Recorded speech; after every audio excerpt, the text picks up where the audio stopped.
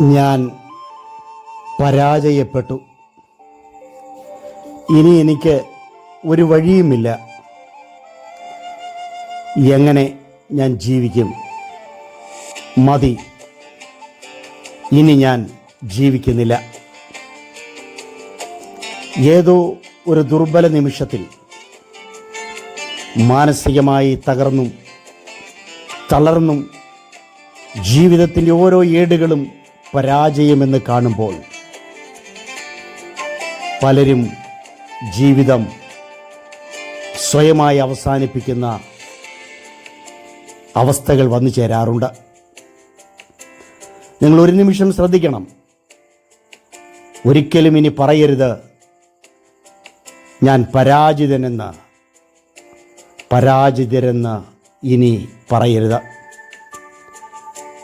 ഈ ലോകം ജയിച്ചിട്ടുള്ളവരുടേത് മാത്രമല്ല എന്നോർക്കണം.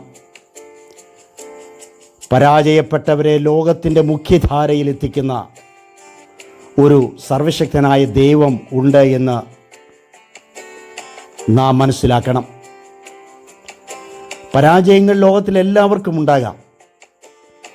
എന്നാൽ അത് ആരുടെയും അവസാനമല്ല എന്ന് മനസ്സിലാക്കണം.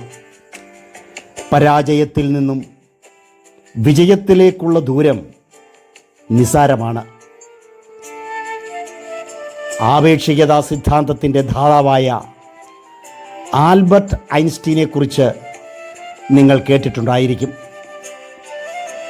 മ്യൂണിച്ച് സർവകലാശാല അദ്ദേഹത്തിന് ബിരുദ പ്രവേശനം നിഷേധിച്ചിരുന്ന ഒരു വിദ്യാർത്ഥിയായിരുന്നു.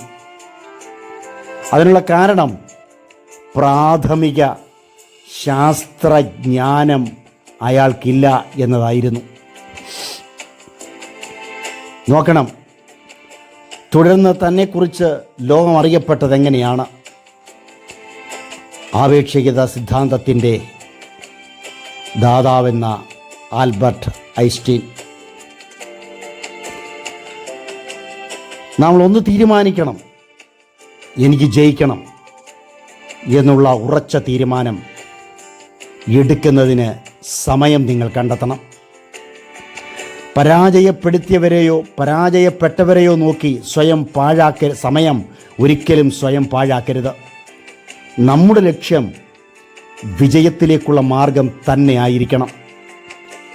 പരാജയപ്പെടുത്തിയവരെ നേരിടുവാൻ ആ സമയം നിങ്ങൾ വേർതിരിച്ച് കളയരുത്, അത് നഷ്ടമാക്കും.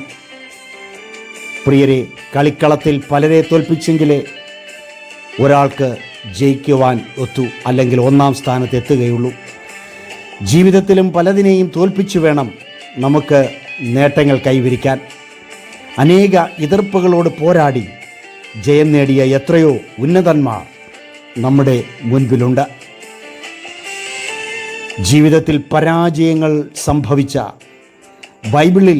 വിശുദ്ധ ബൈബിളിൽ പറയുന്ന ഒരു രാജാവുണ്ട്. അദ്ദേഹത്തിൻ്റെ പേര് ദാവീദ് രാജാവെന്നാണ്.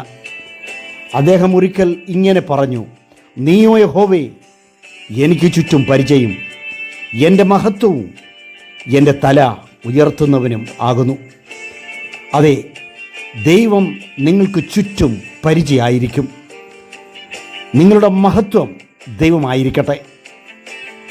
നിങ്ങളുടെ തലയെ ഉയർത്തി നിങ്ങൾ പരാജിതനെന്ന് പറഞ്ഞവരുടെ മുൻപിൽ നിങ്ങളെ ശ്രേഷ്ഠമായി നിർത്തുന്ന ഒരു വഴി ദൈവം നമുക്ക് തരും. ഒരുപക്ഷെ ഇപ്പോൾ എത്ര പരിശ്രമിച്ചിട്ടും ഒരു നേട്ടവും ഇല്ലായിരിക്കാം. ഉറ്റ സ്നേഹിതരും മിത്രങ്ങളും ശത്രുക്കളായി പരാജയപ്പെടുത്തി കാണും നിങ്ങളെ. പ്രിയരെ, ഇത്രത്തോളം സ്നേഹിക്കുന്ന ഒരു നല്ല ദൈവം നിങ്ങൾക്കുണ്ട്. നിങ്ങൾ പരാജിതരല്ല. അവരെ ശത്രുവായി കാണാതെ നമുക്ക് ജയിക്കുവാനുള്ള ഊർജമായി നാം കാണുക. വഴികളടയുമ്പോൾ, കരുതേണ്ടവർ കണ്ണുകൾ അടയ്ക്കുമ്പോൾ പല ഭാഗത്തു നിന്നും എതിർപ്പുകൾ വർദ്ധിച്ചേക്കാം. അപ്പോൾ പരാജയമെന്ന് നിങ്ങൾക്ക് തോന്നിയേക്കാം. അല്ല, അതൊന്നും അവസാനമല്ലെന്നും ഇനിയും എനിക്ക് മുന്നേറുവാനുണ്ടെന്നും നിങ്ങൾ പൂർണ്ണമായും വിശ്വസിക്കണം. ആ പ്രതിസന്ധികളോട് പോരാടി ജയിക്കുവാൻ ഇനി പരിശ്രമിക്കുക. കഴിവില്ലാത്തവരെന്നും മോശക്കാരെന്നും ഒന്നിനും കൊള്ളരുതാത്തവരെന്നും പറഞ്ഞ് ഒറ്റപ്പെടുത്തിയിട്ടുണ്ടെങ്കിൽ അത് ദൈവം കാണുന്നുണ്ട്. നിങ്ങളുടെ വേദന ദൈവം അറിയുന്നു. ആ ദൈവകരം കൂടെയുണ്ടെങ്കിൽ നിങ്ങൾ ഒരിക്കലും പരാജിതരല്ല എന്ന് വിശ്വസിച്ച് വിജയത്തിലേക്ക് ഉയരുക. അതിനായിട്ട് ഒരുക്കുക. പരാജയം വിജയത്തിൻ്റെ ചവിട്ടുപടിയാണ്. ഒരിക്കലും ഇനി പറയരുത് ഞാൻ പരാജിതനെന്ന്.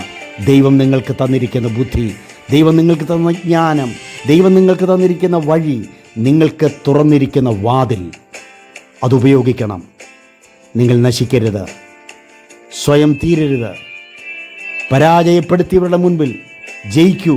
ജയത്തിലേക്ക് നയിക്കുന്ന ഒരു ദൈവം കൂടെയുണ്ട്. God bless you.